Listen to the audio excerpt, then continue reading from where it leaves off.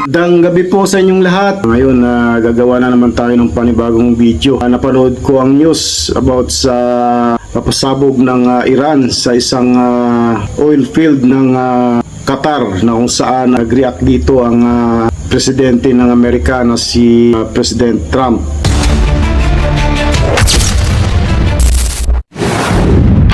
Nagbabala si US President Donald Trump na pasasabugin ang pinakamalaking natural gas deposit sa buong mundo na pinaghahatian ng Iran at Qatar. Yan anya ay kung ulitin ng Iran ang pag-atake nito sa bahagi ng gas field na nasa Qatar. Nakatutok si JP Soriano.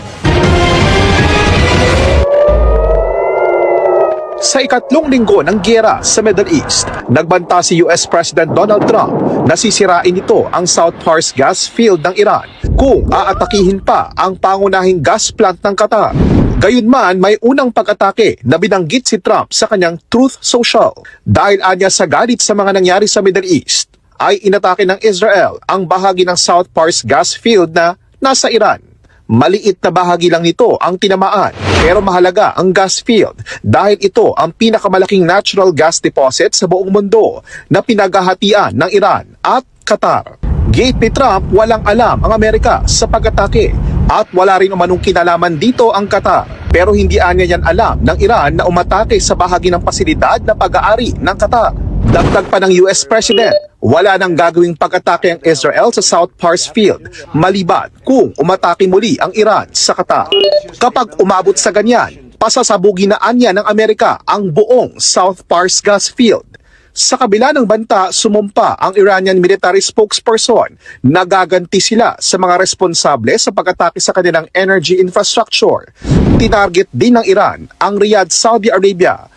Pero sinalag ng air defense systems ng Saudi ang 4 na ballistic missiles ng Iran. This pressure will backfire.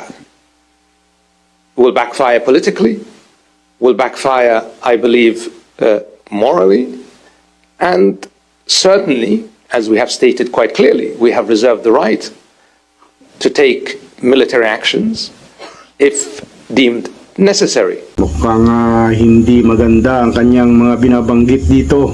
Napakadelikado ng sitwasyon ngayon, lalo na sa Middle East. Para po sa kaalaman ninyo, tayo po matagal na nagtrabaho sa isang oil company sa bansang Kuwait, at talagang karaniwan na mga nagpapatakbo rin ay mga foreigner din. Ang mga namumuno ay siyempre ang mga residente ron. Pero yung mga karaniwan sa mga consultant, yung mga advisor, talagang pag hindi American, European, ganun katindi ang importansya ng US. Kasi siyempre sila yung nagpoprotekta sa mga bansa na sa Middle East. Karaniwan na siyempre may mga US bases doon. Kami sa security, may mga American kaming consultant, may mga European. Gaano yung mga namumuno sa mga facility, yung pagdi-design o yung mga structure ng mga ginagawa, talagang hindi nawala yung US. Laging mayroon silang tao dyan. Tapos yun nga, mga iba't ibang lahi, yung mga engineers natin, marami doon, mga Pilipino. Nakakabahala itong nangyayari ngayon sa Middle East. At talagang sabi nga ni Trump, kapag inulit ng Iran na tirahin muli yung Qatar, ay pasasabugin daw ni Trump yung oil field ng Iran. O yung kasi parang nahati itong lugar na ito, yung depositihan ng langis ng Iran at Qatar. At yun nga, nagbanta na yung si Trump. Grabe na itong nangyayari sa Middle East na ito, na talagang iniisip ko nga siguro kung nandun ako ngayon, hindi ko alam kung ano ang takbo ng ating isip ngayon doon. Siyempre nakakabahala yun. Dahil yun nga, sa mga nagdaang mga gera dun sa Kuwait, yung pinagjujutihan kong establishment ay isa sa mga pinasabog yun ng Iraq soldier nung time na yun. Makikita natin doon yung mga bakas ng gera. So napakadelikado ng sitwasyon sa Middle East. At hindi ko alam kung magpapasalamat ako ng marami dahil nandito ako sa Pilipinas, pero siyempre medyo nung umuwi ako dito may mga pagsisisi akong nagawa dahil nga sa mahirap ang sitwasyon dito sa atin. Dahil inaayawan na kami ng kumpanya doon dahil nung 2020 plano na kaming pauwiin. Ngunit dahil napakiusapan namin yung kumpanya o yung pinaka kliyente namin, kasi nakasubcon lang kami sa oil company dahil hindi kami direct kundi subcontractor lang talaga kami doon. Ayun, pumayag naman yung kumpanya dahil syempre sa tagal ba naman namin doon at nakilala na rin namin yung mga matataas na leader ng kumpanya dahil nung dumating kami ay nasa lower position pa lang sila hanggang sa naging sila ang mga head na ng kalaunan. Yung iba nga ay halos kaidaran lang din natin. So sila kasi doon mabilis lang ang ang retirement nila. Parang ilang years lang, mga 5 years lang yata ang pagsiserve nila. Panibago na namang mga leader, pinopromote na naman yung mga mas bata. Siyempre kasi para siguro isa sa mga dahilan doon para maiwasan yung mga corruption. Kasi siyempre kung bago ka, paano ka pa makapag-corrupt ng sa isang kumpanya kung baguhan ka lang, di ba? Hindi mo pa alam ang mga pasikot-sikot sa loob nun. Kaya't ganun ang isa kong nakikita. Kaya maganda yung ganun yung hindi tumatagal ang mga empleyado sa kanilang mga posisyon. Papalit-palit, palipat-lipat.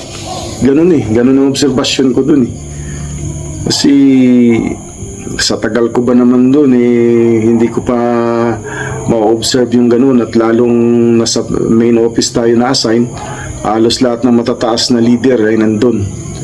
At talagang nakakasalamuha ako yan araw-araw. Kaya't yung kanilang mga ginagawa ay siyempre yung mga bawat pakikipag-transact nila sa mga iba't ibang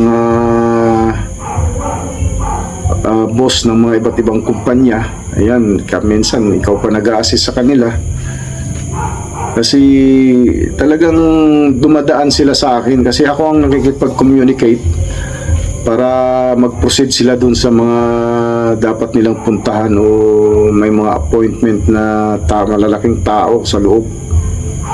Ako ang nakikipag-usap sa mga sekretary o kung minsan sila na mismo nakakausap na namin direct sa kanila. Walang doon, walang paarte-arte doon, pakibikimi na hindi katulad dito minsan sa atin Pag boss, parang naiilang kang makipag-usap kasi hindi mo alam kung ano ang balik sa'yo. Pero doon, hindi sila ganun. Napaka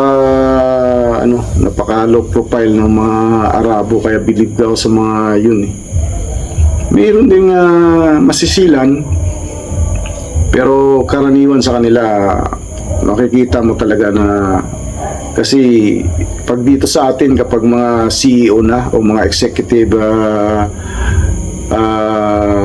yung deputy executive, halos hindi mo na yan makakausap mo lang yan yung mga secretary at yung mga maliliit nilang staff kung makikipag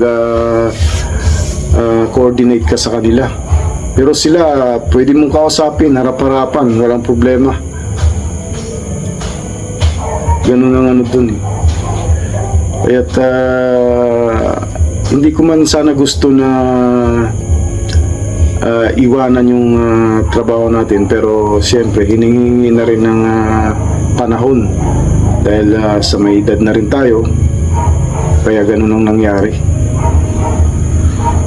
So itong balita na kaya ko nagkikwento dito sa inyo kasi siyempre daling tayo doon at ang pangyayari ngayon ay nagaganap doon mismo sa Middle East at isa ang Kuwait sa mga naapektuhan ng kaguluhan na ito. At malawak ang oil field ng Kuwait sa loob mismo ng Kuwait. At maaaring hindi natin alam sa mga, kasi yung isang lugar nga doon, nabasa ko rin kanina sa kahapon sa news na yung isang refinery doon ay talagang binomba rin ng Iran. At yun nga, nag-aapoy daw yung paligid ng Mina Abdullah, kung saan ay malapit lang din yun doon sa lugar na pinagtatrabahuan ko. Sa isang kasi ang Kuwait ay halos disyerto lahat yan at in-improve lang at dinevelop lang talaga yung lugar. So sana matapos na yung kaguluhan na ito sa Middle East at manumbalik na yung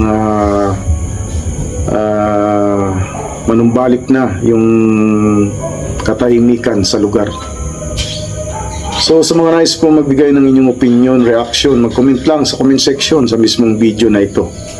Hanggang sa muli, maraming salamat. Mabuhay kayo. God bless po sa ating lahat.